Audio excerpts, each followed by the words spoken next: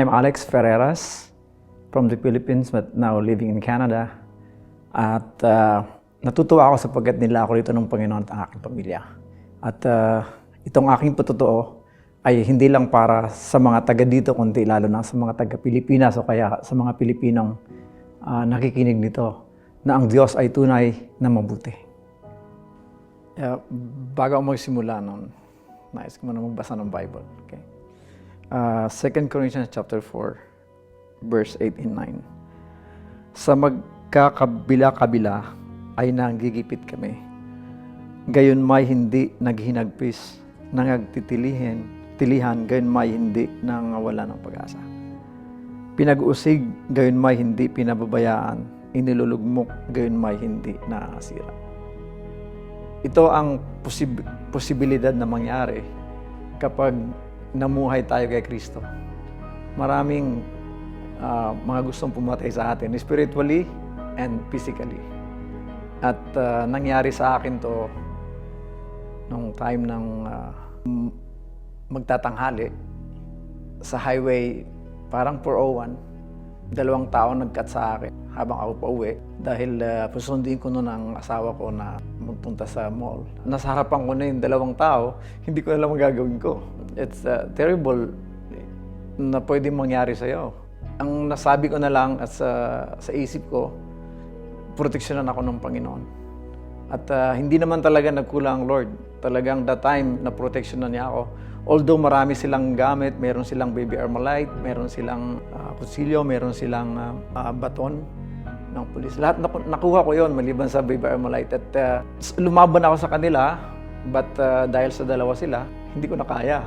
So, ang isa sa pinaka mahirap doon, yung marinig ko yung galing sa likuran, kinuha nila yung samurai.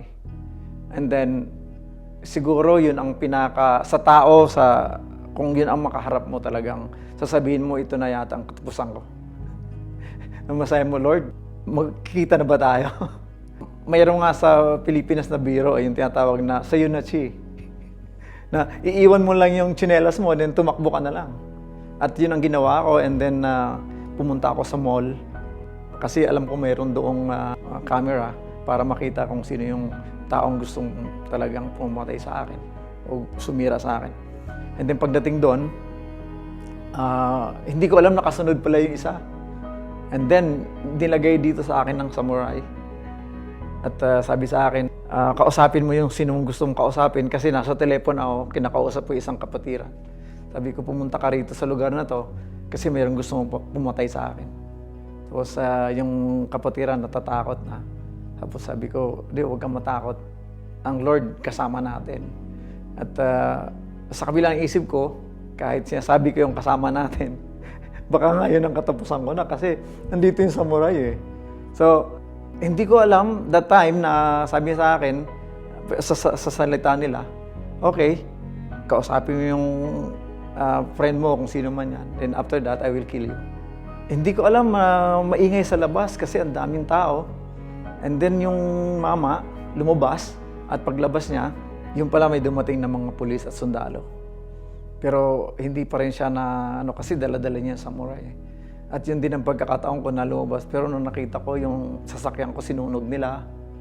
At wala talagang tumulong sa akin maliban doon sa mga sundalo na dumating. Nabuhayan loob ko kasi sabi ko, Lord, thank you. Kasi at least nung tumakbo na yung dalawa, kasi nga tumaka sila because hinabol sila ng mga sundalo at ng pulis. At dumating sa akin yung emergency nurses. Dinala ako sa ospital at sabi nila, bakit merong daw ako dugo rito pero wala namang sugat. At nung chinek nila yung blood pressure ko is normal. Tapos sabi na akin, hindi ka man lang natakot o nagkaroon ng, sabi ko sa kanila, yes, natakot ako. Siyempre, tao lang naman tayo. But I prayed. So sabi sa akin ng doktor, are you Christian? Kasi yung lugar na yon 100% Muslim. So sabi niya sa akin, are you Christian? Sabi ko, yes. Tapos niyakap niya ako. Sabi sa akin, The Lord, sabi niya, it's been so good, sabi niya. Kasi kung hindi, talagang tataas yung pressure mo, ng blood pressure mo, at hindi ko alam saan mo nakuha yung dugo. But alam ko meron akong crack dito sa butong ito. At until now, mayroon pa rin mark. At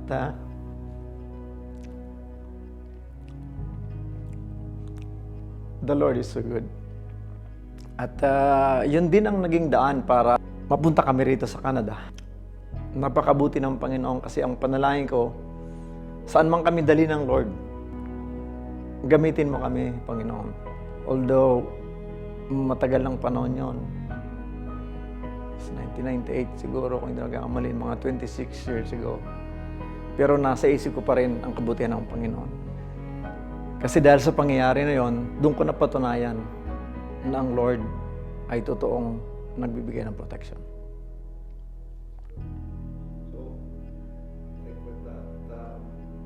Since 1979, nang tinanggap ko ang Panginoon sa buhay ko, sa tulong ng Lord, I think, hindi na ako bumalik kung saan man ako nanggaling. Siguro ang pinagkukunan ko ng lakas ay yung kabutihan ng Panginoon. Kasi nga, kung talagang totoo na binigay mo ang buhay mo sa Panginoon, dapat meron kang desire na paggamit sa Lord. At meron kang determination na to do it. And then, decision. Yun ang mahalagang 3 D sa tao. Kaya may kang desire, may determination ka, decision.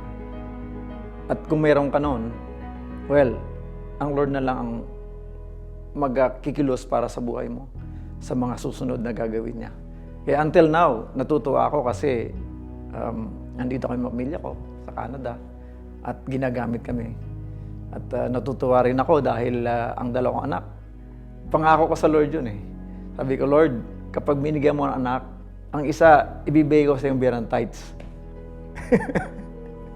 Yung isa bilang offering. So, talagang 2 lang pala talaga mag-anak ko. So, natutuwa ako kasi until now, nagagamit kami ng Panginoon dito sa Canada. Knowing the will of God is talagang mahirap sa isang tao. Kasi kailangan, yung 3 D nga, sinabi ka na, kailangan meron ka talang determination to do it, yung will of God. And then, meron ka dapat desire na yung will of God ay gawin mo. And then, yung decision to do it. Napakadali lang alamin kapag sensitibo ka sa Espiritu ng Panginoon. Especially kung saan ka tinawag ng Lord. Dapat hindi lang una ikaw mag-confirm, dapat i-confirm ng pastor mo kaya ng mga spiritual leaders. At pangatlo, yung mga tao na sa paligid mo. They will confirm na talagang yun talaga ang calling mo, kaya yun talaga ang will of God para sa buhay mo. Oh, talaga, totoo. Nasa will ako ng Panginoon nun, nang nangyari yun. Kasi nang time na nagpaalam ako dati sa boss ko, nagulat siya, sabi niya sa akin, ang tagal mo nagtrabaho rito, dito ka kumbaga, nag-aral ako, tapos naging professional ako, nakita niya yung growth ko sa career ko. Pero dumating ang time na nagpaalam ako sa kanila, na sabi nila sa akin, bakit saan ka pupunta? Sabi ko, magmi-mission ako. So, nagpaalam ako sa nila ng maayos at alam ko, will ng Panginoon yon kasi ang unang dating ko pa lang sa lugar na yon, yung taong susundo sa akin, hindi niya ako kilala at hindi ko rin siya kilala. Pero ang sabi ko sa kanya, siguro inspired ng Lord yon. Sabi ko sa kanya, Brad, sabi ng Panginoon, yung ginagawa mo, itigil mo na. Yun lang sinabi ko sa kanya pagdating. Sa airport pa lang yun. And then, that night, kasi gabi na ako sinundo niya, hindi ko alam na natulog siya doon sa sopa, hindi sa kwarto. Sabi ko, ba't yan ka natulog, Brad? Sabi niya, alam mo, hindi ko alam kung sino ka. Hindi ko alam kung ano yung buhay mo. Pero ang buhay ko, ba't alam mo? Sabi ko, hindi ko alam. Ang Lord. So, first time pa lang yon. And first na pagdating ko ron, meron ko agad kinundik ang Lord. Kaya I believe na talagang will of God yun. And then, to follow yung mga nabaptize doon na doon. Nagkaroon kami ng mga Bible studies. And until now, mayroon pa rin church doon. Gusto ko lang sabihin sa lahat na kung sino man nakikinig sa video ito, kaya nakikinig sa testimony, this is not my testimony. This is God's testimony. Hindi ko to istorya to ng Diyos sa buhay ko. At alam ko na mayroong mga tao na talagang gusto nila maglingkod sa Panginoon pero nagugulan sila. Hindi nila alam kung ano unang gagawin. Ito lang masasabi ko. Kung gusto mo maglingkod sa Panginoon, dapat talaga mayroon kang desire sa puso mo na maglingkod sa Panginoon. Pangalawa, determinado ka sa buhay mo na talagang ito ang gagawin ko. And then, decision na mo. Yun lang pwede kong sabihin sa'yo. At lalong-lalo na sa mga basic lang na nagagawin mo. Kasi minsan, sa tagal ko sa ministry, ito ang napapansin ko eh. Ang taong hindi talaga makapag-decide, lalo na sa basic, yung bautismo sa pangalan ni Jesus, pagtanggap kay Jesus bilang isang Diyos, kapag hindi mo magawa sa buhay mo yon, mahirapan ka talaga manatili sa Panginoon. O manatili sa kalooban ng Panginoon. Kaya sa ngayon pa lang, ini-encourage ko lahat na nakikinig nito. If you want to serve the Lord, serve Him with all your heart.